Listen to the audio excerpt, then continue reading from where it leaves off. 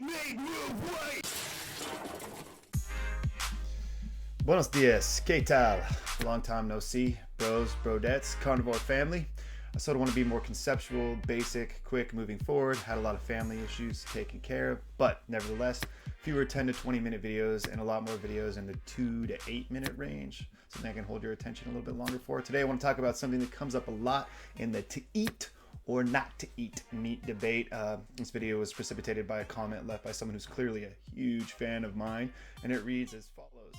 Let's put you in a room with only raw meat or bananas and see what you go for first. We are the furthest, furthest thing from carnivores. Let's see you chase down an injured animal on the street with your canines.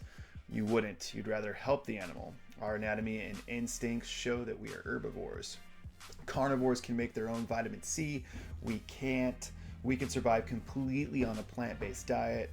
Omnivores can survive on either. Okay, first to hey Porter. First to clear up a few things here.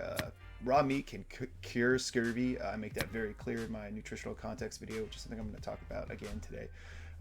We can't survive on a plant-based diet completely, depending on what you mean by both survive and plant-based. And omnivores cannot survive exclusively on either vegetation or animal products. They survive on both synergistically. That's the definition of an omnivore. So with that out of the way, this thought experiment that he's been proposed to me is supposed to be this sort of quasi state of nature where my instincts are operating uninhibited, where I'm forced to choose between raw meat and bananas. Gun to my head style, I guess. I see vegans posing this type of food dilemma in the comments section quite a bit, so I figured I'd take a crack at it. Before I did, I picked up a book on my shelf that I've been meaning to read for a long time. It's an excellent food history book. Put it right up there with Mark Kurlansky's Salt. It's called 𝙈𝙚𝙖𝙩 by Dan Koppel. One of these days I'll do a whole recommended reading video for food history and food science, but for now I'll just plug that.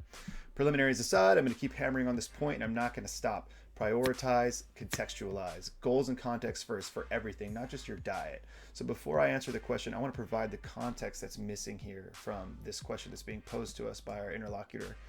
But first, how we frame an issue is very important. Context, which is part of framing, is almost everything depending on the context. Logically equivalent frames are mistaken as informationally and or contextually equivalent in normal human discussions. And to pay attention to how a message is framed, though, and be clear about it, right?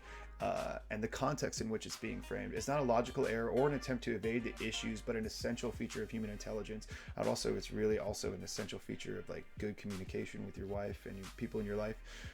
Secondarily, but equally important, is that people tend to assume that people have stable preferences, that these preferences are stably revealed across a lifetime. This might be the result of the methodological individualism that neoclassical economics are rooted in, which sort of dominate our conceptual landscape, sort of supply and demand thinking. They also assume these preferences convey or contain stable meanings across widely varying non-equivalent contexts. We shouldn't do this, but we do. Now, normally this is an easy and fast heuristic for human beings to use, and it does work, which is why we do it a lot of the time, but nefarious actors can consciously take advantage of this fact that this less is more type of bounded rationality doesn't always work perfectly, and employ it as a type of rhetorical strategy and debate to score cheap points. Less nefarious actors like our friend here and myself probably do this regularly because somewhere along the line we just subconsciously realize it works against our opponents, but it is something we should all try harder not to do. So in that spirit, we're going to contextualize the question from this fan of ours and ask about the question. I'll ask questions about the question, which is what Foucault called problematizing an issue. Firstly, how hungry am I? Secondly, how did the meat get there? Third, is it fresh? Fourth, is it beef, pork, chicken, human? Fifth, what kind of bananas are they? Sixth, are these bananas rotten or fermenting? 7, is there a grill in the room? 8, am I allergic to either of these foods? 9, how long until my next meal? 10, will cooked meat be an option at my next meal? 11, am I a Catholic and is it a Friday during Lent? Or 12, am I a Muslim during fasting time during Ramadan? The question posed to me by our friend, as you can see, is meaningless without context. Everything is meaningless without context, and I can't answer the question without it. Now, he did provide some context, right? I'm in a room. But what I want to do is provide enough context to make the question truly meaningful. Then we'll turn the question around and pose it to the vegan himself. All right, you ready? Here we go. One, Cavendish bananas, the kind that you get at the grocery store, are not natural, and nobody reaches for them by instinct. Not by anybody's definition of either natural or instinct. I can almost guarantee this without even knowing anybody's definition of natural, explicit definition, because I know that for most people, it doesn't really just have a stable meaning. It's just a word, a cipher that stands in for someone's entire emotivist theory about what is right and what is wrong. It's just a person saying, this is my opinion because it seems or feels right to me, which is fine. So because I don't think it's necessary or expedient, we're going to carry on without defining explicitly instinct or natural. I think most people will just instinctually, see what I did there, agree that neither bananas in your grocery store or the grocery store itself are natural. All they need to do this, are a few facts in as wide a context as possible. So here they are. Grocery store bananas, these Cavendishes, they reproduce asexually. Every single banana you see in the store is genetically identical. They're the product of very intense, very technological agricultural techniques that include massive spraying of fungicides, which has historically been very deadly or dangerous for the workers involved in applying them. They're only profitable in the northern hemisphere because of abysmal labor practices, pretty imperialistic land grabs that occurred during the 19th and 20th centuries, and horrifying atrocities committed by Chiquita and Dole in conjunction with the CIA and the United States government that were perpetrated against the people in these countries where bananas are grown. In other words, bananas are the cocaine of fruit.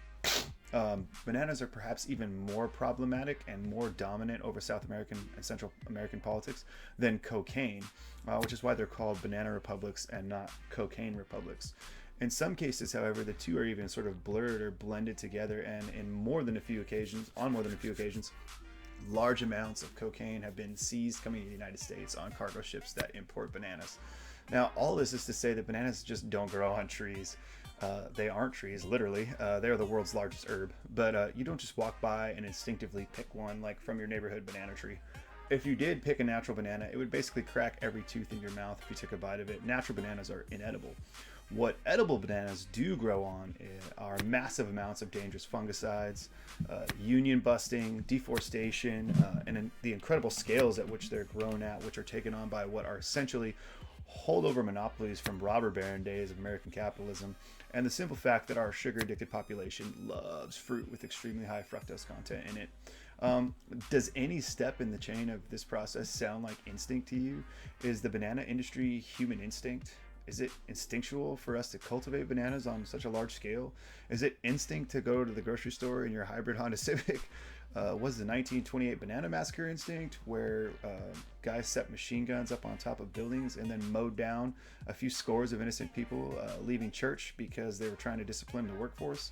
We aren't instinctively vegans. We aren't instinctively carnivores either, for that matter. Paleo and carnivore types are just as guilty of this instinct fallacy as vegans. We're not cavemen. If we were, nobody would be arguing on YouTube about what instincts really are. It would just be evident without reflection, which means it would be something even less than evident in some ways. The reflection itself is proof that we aren't chained to our instincts. That said, we aren't matriarchal, polyamorous berry gatherers either. The idea that our instincts serve as some sort of guide for behavior needs to be demolished. In the overwhelming majority of situations we human beings find ourselves in, the overwhelming majority of the time, we're trying pretty hard to control and defy our instincts. That's the burden of civilization. That is the prioritization of human safety and productivity over the expression of instinct. This is pretty basic Freud. All of this is perhaps pretty problematic for any vegans that are attempting to be systematic and, I don't know, holistic in their ethics, but that's for vegans to work out. But what do you vegans out there think? Is it more ethical to reach for the factory farm meat or the banana? Let me know in the comments.